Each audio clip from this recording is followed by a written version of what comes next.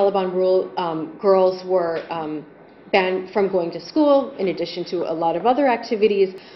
So Sakina actually led secret workshops for girls and women in the communities on human rights, justice, and peace as derived from the Quran.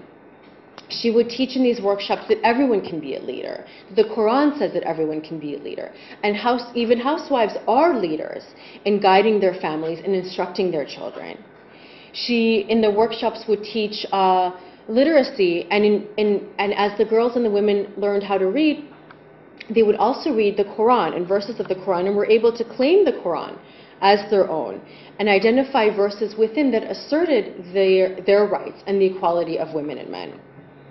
And what's very interesting is that even the men in their communities were oftentimes very receptive, because this was coming from an authoritative religious text.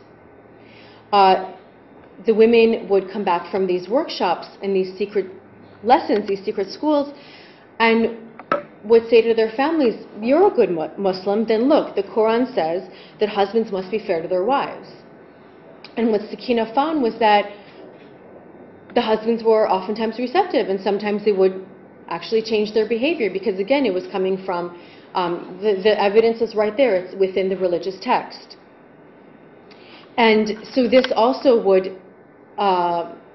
make it a little bit easier for the girls and women to participate in these workshops. Today, Sakina has trained over 8,500 educators around throughout Afghanistan in the urban areas in Kabul as well as the villages.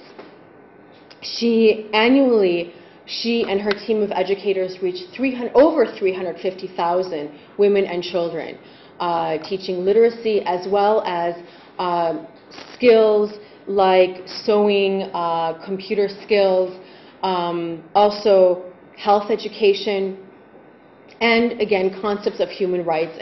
And all of these lessons are very much going back to the religious text and comparing what is within there and what is relevant to their lives today, and really having a dialogue, a conversation about what these verses mean and how they can be applied to their lives today. Another technique is utilizing religious and cultural rituals and traditions in peacemaking, in what may be considered conventional peacemaking of negotiation and mediation. Very interesting example of this is by the Reverend Bill Lowry, who was in the Sudan during the Civil War. He's actually an American. He really started his career in the South. He's from Mississippi.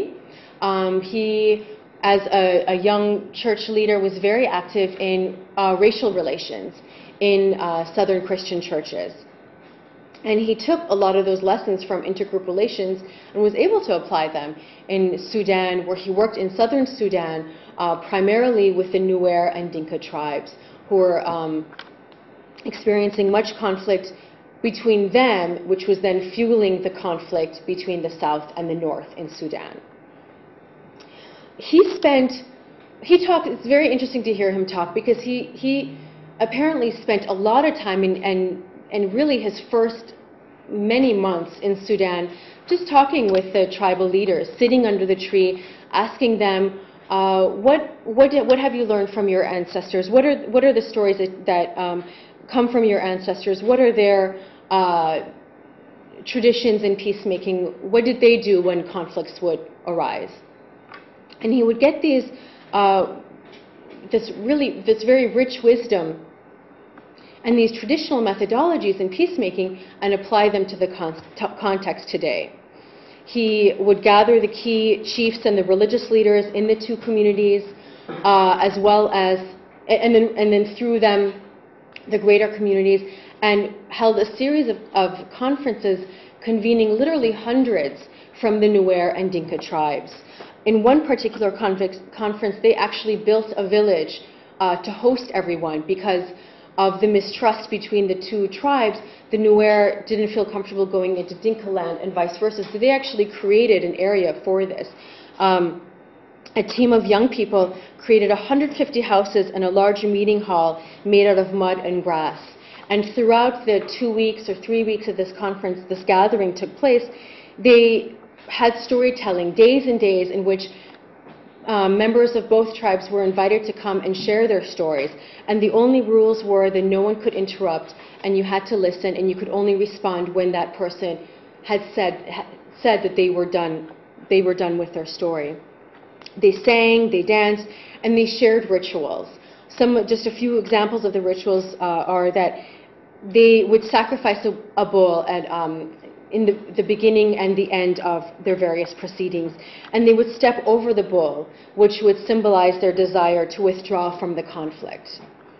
This was something that was practiced in both the Nuer and the Dinka. Another ritual that they had was led by the women in the two communities, in which they would pass around a bowl of water with one sesame seed inside that symbolized new life. And as this bowl was being passed around to each individual, that person would spit into the bowl, and everyone's life fluids would mix in the bowl. And the whole idea was that the spit carried with it both the messages of love and the messages of hate that they would say in their everyday lives. And it would mix in this bowl, and then later everyone would wash their hands, which symbolized cleansing them of their past sins. And after that, a priest would sprinkle water on everyone's feet, which symbolized cooling down after the conflict and preparing for the journey of peace. And Reverend Lowry, in every situation that he's been, has always said that the first thing that he does is look at the wisdom that's already there, because that's what's going to resonate the most amongst the communities, amongst the people who are actually living out the fighting in their daily lives. What can people draw from their own traditions to help them in this process? What resonates the most with them? And these series of conferences eventually led to peace agreements, the rituals kind of paving the way for this trust to establish. The Nuer and the Dinka signed their peace agreements with fingerprints, which was the tradition, and eventually this eventually supported the peace process between the South and the North. A third religious peacemaking technique is what we call the power of the pulpit. And I'll talk about our peacemaker from El Salvador. He was Chencho Alas. He was a priest in the late 60s and early 70s in El Salvador. And amongst his community, the individuals who would come to his church every week and that he'd see every day were both peasants and the wealthy landlords. And so in his church every day, that tension between the landlords and the peasants would play out. And he would actually use his evening sermons and the Bible as a source for discussing and denouncing the violations of peasants' rights and the call for social justice and human rights. One time, he was in the town of Suchitoto.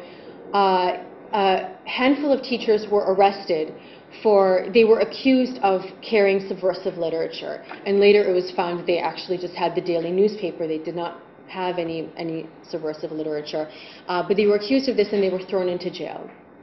And their fellow teachers, who were extremely concerned, went to Chencho and asked for his help. And he said, "Let's convene everyone today and celebrate Mass." And they said, "That's impossible. There's no way. It's 5 o'clock. There's no way that we're going to get everyone to come to this." And he said, "Don't worry about that. I'm going to get the peasants together. You just come." And he went and immediately called some of the young men in his church and said, "Get on your horses and go to all the homes and all the villages and ring the church bells and ask everyone to come to Mass tonight." By 7 p.m. that evening, there was a large crowd that had gathered. And Chencho began the service. He rang the church bells. And in his sermon focused on giving hope for the peasants and the teachers who were in jail that evening. And he announced that there would be a march following service that evening through the city. 10,000 people showed up that evening for the march and marched right through the city to the National Guard post, who closed their doors because of fear of this massive crowd standing outside. The crowd rallied outside of the jail. They sang their support for the teachers inside the prison. They stayed there all night.